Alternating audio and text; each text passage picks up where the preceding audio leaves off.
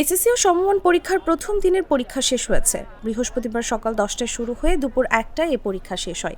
এখন ভিতরের পরিবেশ নিশ্চয়ই ভালো, আপনারাও দেখতে পাচ্ছেন।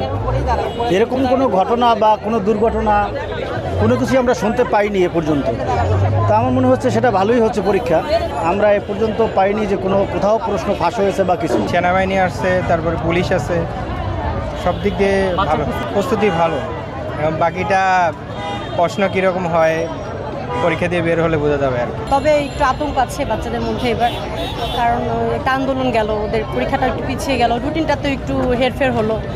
এখন ওদের মধ্যে একটু ভয়ভীতি আছে, কারণ বাইরে থেকে এরকম শুনে যে একটু হার্ড হবে কোয়েশ্চেন।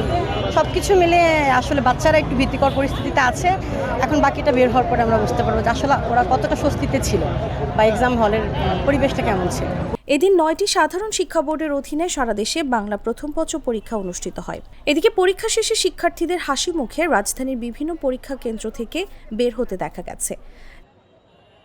আমার বাচ্চা বিজ্ঞান থেকে বড়টা পাশ করছে, ছোটটা পরীক্ষা দিয়েছে। এর আগের থেকে আমার কাছে এবারে অনেক ভালো মনে হচ্ছে পরিবেশটা। শিক্ষা ব্যবস্থার তো অবস্থা ভালো না বাংলাদেশে, মানে আপনার কোনো শিক্ষা ব্যবস্থাই নাই আমি বলি। তারপরে আর কিছু করার নাই, যা করবে সরকার তা মেনে নিতে হবে। আমার কাছে যে রুটিনটা যে আন্দোলন হলো, ওরা করলো, কিন্তু মনে হলো যে পরীক্ষা পিছাবে একবার, এরকম মনে হলো। আমি চাচ্ছিলাম না পরীক্ষা পিছাক, আমি সেই দিকে তাদের দলে না, কিন্তু আমি রুটিনটা চেঞ্জ হোক তাদের দলে ছিলাম। কারণ 3টা এক্সাম একসাথে হয়ে যাচ্ছে, তো বাচ্চাদের একটা রেস্টের ব্যাপার আছে, সেই বাসায় যে একটা রেস্টের ব্যাপার আছে, ওদের ঘুমের একটা ব্যাপার আছে। আমরা শুধু পড়েই গেলাম, কিন্তু আমার ব্রেনটা রিল্যাক্স থাকলো না। আমি তো সেভাবে অ্যাপ্লাই করতে পারবো না আমার এক্সাম হলে। আমি রুটিনটার ব্যাপারে একটু আর কি চাচ্ছিলাম যে রুটিনটা যেন একটু চেঞ্জ হয়।